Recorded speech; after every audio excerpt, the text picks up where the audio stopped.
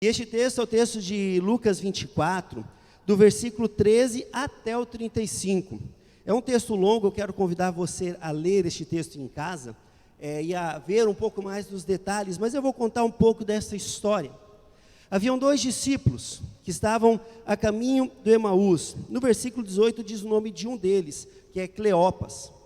Cleopas era um dos discípulos que pertenciam ao grupo de 70 discípulos de Jesus Cristo. Sim, Jesus tinha os 12 e Jesus tinha um grupo de 70 discípulos. Ele e mais alguém que nós não sabemos exatamente quem estavam caminhando, caminhando. Muito provavelmente, segundo alguns historiadores, esse segundo discípulo era Simão, filho de Cleopas. E esse Simão, ele foi posteriormente nomeado como responsável pela igreja de Jerusalém, logo após a morte, o martírio de Tiago, do apóstolo Tiago, que era irmão de Jesus. Então eram dois discípulos importantes, próximos, que caminharam com Jesus, que conheciam Jesus pessoalmente, não apenas de ouvir as suas pregações, mas de conversar, de conviver, de estarem juntos. Então esses dois discípulos estão viajando logo após a morte, e alguns discípulos, os 12, terem visto Jesus Cristo ressuscitar, os 12, mais alguns, logo após este momento, eles viajam.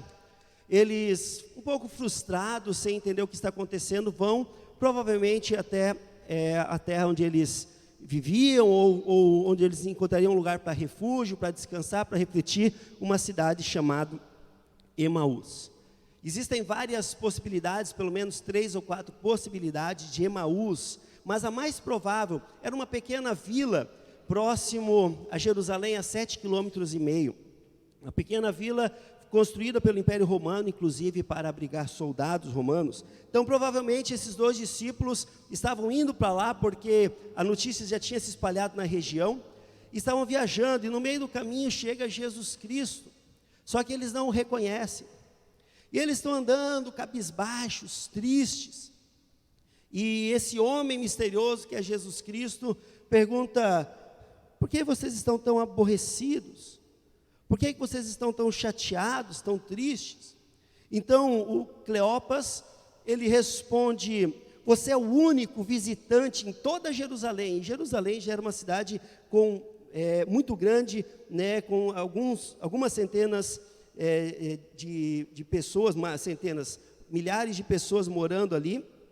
E ele pergunta: você é o único visitante, única pessoa que está na região e que não ouviu falar de tudo que aconteceu? Porque a morte de Jesus foi um fenômeno, foi um evento na cidade, mobilizou toda a cidade. Ele era alguém muito popular, alguns o amavam, alguns o odiavam, mas era popular, era conhecido, e todo mundo ficou sabendo disso. Então Jesus Cristo perguntou: mas que coisas? O que aconteceu em Jerusalém? E aí eles responderam: Jesus de Nazaré, lembra aquele carpinteiro? Você deve ter ouvido falar dele. Ele era um profeta no meio do nosso povo. Ele era alguém que veio para nos falar do amor de Deus. E os chefes dos sacerdotes o prenderam. E os chefes dos sacerdotes os levaram para morrer numa cruz. E ele aceitou tudo, ele foi humilhado. E morreu e foi pregado na cruz. E então ele foi enterrado, mas ele não ficou lá. No terceiro dia ele ressuscitou, algumas mulheres o viram, e a tumba estava vazia, e ele apareceu para uns discípulos, e nós não sabemos onde está o corpo dele, nós estamos sem saber exatamente o que aconteceu. E Jesus vai ouvindo tudo isso, enquanto eles vão viajando pelo caminho, e aí Jesus Cristo, eles vão chegando, e no versículo 25, Jesus Cristo diz para eles: como vocês custam a entender, e como demoram a crer em tudo que falam os profetas. Disse Jesus, ainda sem eles entender que é Jesus: não deveria Cristo sofrer estas coisas ao entrar para a sua glória? A começar por Moisés e todos os profetas, explicou o que constava a respeito dele em todas as escrituras. E aí, nessa conversa, os discípulos refletem sobre isso, e no mínimo eles pensam: olha, alguém entendido do assunto. De fato, ele conhecia o Messias, ele sabia quem que era o Messias. Mas mesmo assim, eles não reconhecem Jesus Cristo. Tamanha frustração deles, acho que eles não estavam nem interessados muito em se aprofundar no conteúdo dessa conversa, porque eles não olham para Jesus, mas eles chegam a Emaús. E então Jesus, um viajante estranho para eles, diz: obrigado pela sua companhia, eu vou continuar minha viagem. E aqueles 2 discípulos dizem: olha, já é de noite, dorme aqui, e amanhã você continua a sua viagem. Jesus aceita e entra na casa, e ele fica ali um tempo ainda, porque depois disso vão preparar a janta, vão preparar a ceia, e enquanto eles preparam, devem ter tido um pouco mais de conversa, e então eles se sentam à mesa. E quando eles sentam à mesa, Jesus Cristo parte o pão e dá a eles, e nessa hora, eles olham e veem: é Jesus, e Jesus some da vista deles. Então eles olham um para o outro e comentam, versículo 32, não estava queimando o nosso coração enquanto ele nos falava no caminho e expunha as escrituras? Então eles levantaram imediatamente e foram para Jerusalém, e ali contaram aos 11, foram de noite mesmo, uma viagem de 7,5 quilômetros, irmãos. Daqui, para quem é de Pirabeiraba, é como ir andando daqui até a nossa comunidade do Rio da Prata, ou daqui até a comunidade da Estrada da Ilha, até o Rio Bonito, 7,5 quilômetros, caminhando com Jesus, ouvindo Jesus falar com eles, ardendo seus corações, porque aquilo que falava estava incomodando e estava dando razão àquele homem. Mesmo assim, tamanha a frustração, tamanha a amargura, eles não conseguiam perceber que era Jesus que andava com eles. E eu gostaria de fazer uma primeira pergunta. Eu tenho 2 para esta manhã apenas. A primeira pergunta: o que nos impede de perceber que Jesus Cristo está caminhando conosco?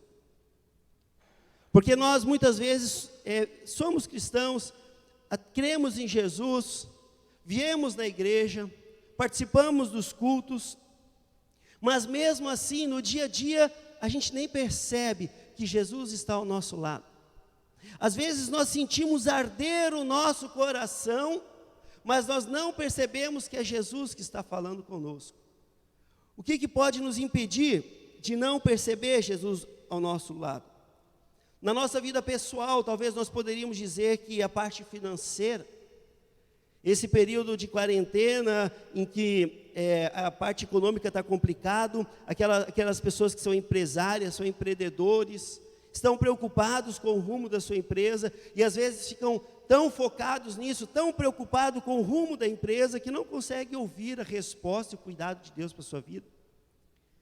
Aquela pessoa que é investidor, especialmente aquele que investe em renda variável, neste período está ansioso, preocupado, ações caindo, fundos imobiliários caindo, não sabe se vai perder tudo, quando que vai voltar a economia, e aí de repente se desespera com tudo isso e não consegue ouvir a voz de Deus ao seu lado.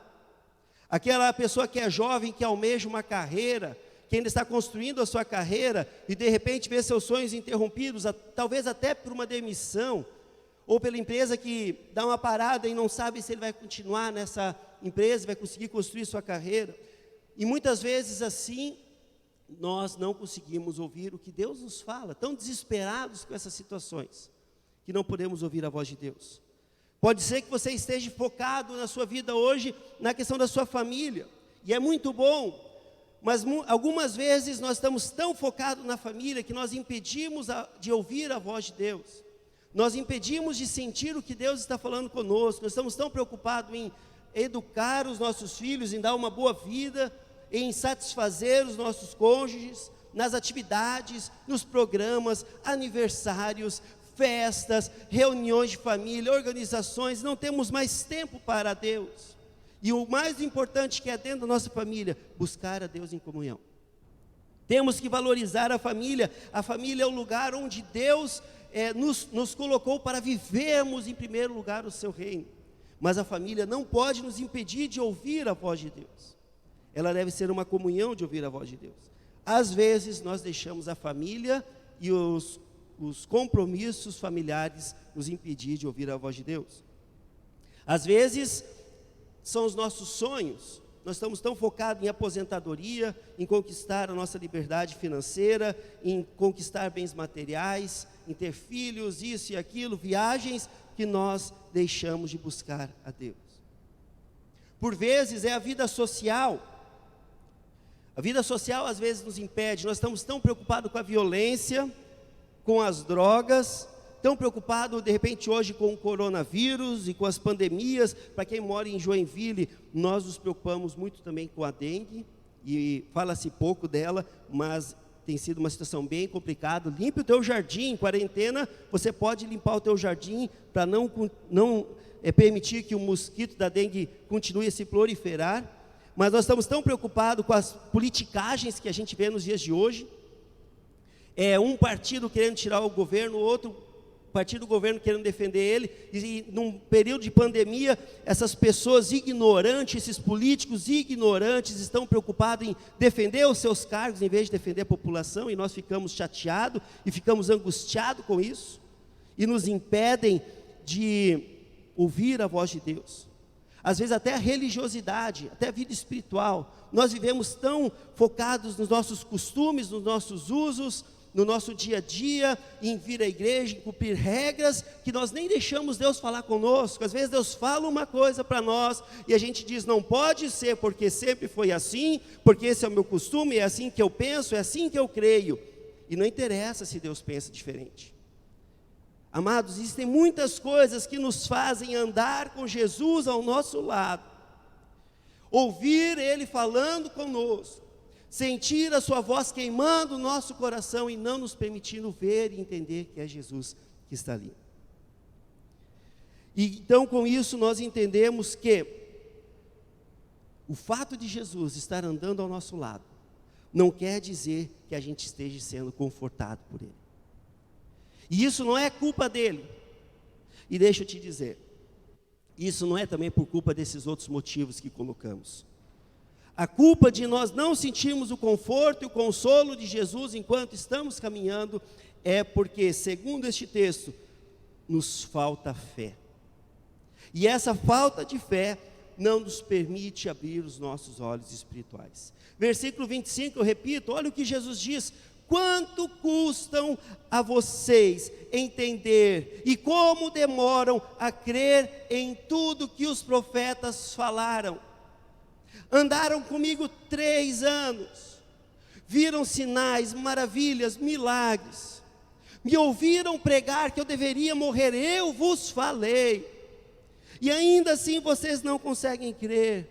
Eram homens com pouca fé, homens que se achavam maduros, que se achavam importantes dentro do reino, que eram discípulos e amigos do mestre, mas na verdade não eram maduros, eram nécios, porque eles não conseguiam compreender o reino de Deus. Eles não conseguiam compreender o que de fato é o reino de Deus. Eles eram descrentes no agir sobrenatural de Deus. Eles criam nas pregações, mas esse agir sobrenatural de ressurreição, eles tinham dificuldade de entender. E quantas vezes nós temos dificuldade de entender, isso fecha os nossos olhos. Quando alguma coisa sai do natural e vai para o sobrenatural, quando Deus começa a agir em nossas vidas, como é difícil para nós entender. Como é difícil para nós entendermos, quando Jesus Cristo vem e fala, você precisa mudar a sua vida. Você precisa mudar o seu jeito de entender a fé. Como é difícil entender. Precisamos abrir os nossos olhos. E é isso que Jesus Cristo ensina aqui neste texto. Jesus ensina que que a partir da fé, nós passamos a crer e os nossos olhos espirituais se abrem. Então, quando nós olhamos para esse cenário do caminho de Emaús, quando nós olhamos para essa situação que eles viveram, nós somos desafiados a explorar a profundidade da fé. Muitas vezes nós caminhamos apenas molhando os nossos pés dentro da vida de fé. Às vezes nós até entramos um pouquinho para a fé e chegamos a molhar os nossos joelhos. Mas o que Deus quer, o que Jesus Cristo espera, o que eles nos oferecem, é que nós possamos mergulhar, nos aprofundar nesse oceano que o Espírito Santo traz para nós. Nos aprofundar, mergulhar e nos tornarmos cheios de Deus. Isso que Deus espera em nós. E como nós fazemos? Eu vou lançar um desafio para você. Leia todo dia e reflita em cima de Hebreus 11, 1 a 3. Leia todo dia e reflita. Compreender isso nos ajuda muito. E eu vou finalizar hoje com uma pequena história de um velho pastor, alguém muito querido, que serviu muitos anos a Deus. E no finalzinho da sua vida, velhinho, ele começou a perder a sua memória.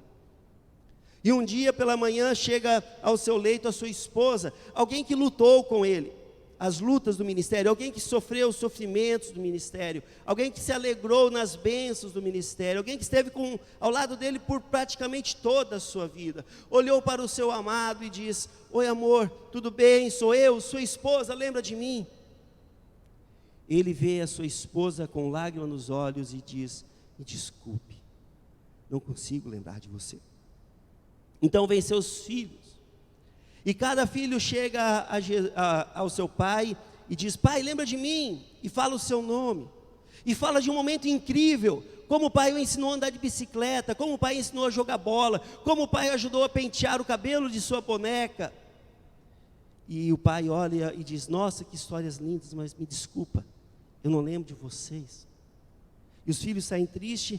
Então chegam amigos, irmãos de fé, colega de ministérios, e começa a conversar com ele sobre as grandes coisas que Deus aconteceu, sobre os grandes ensinos que aquele pastor trouxe, sobre as histórias que viveram junto. E ele dizia: desculpa, meus amigos, eu gostaria, mas eu não consigo lembrar de vocês.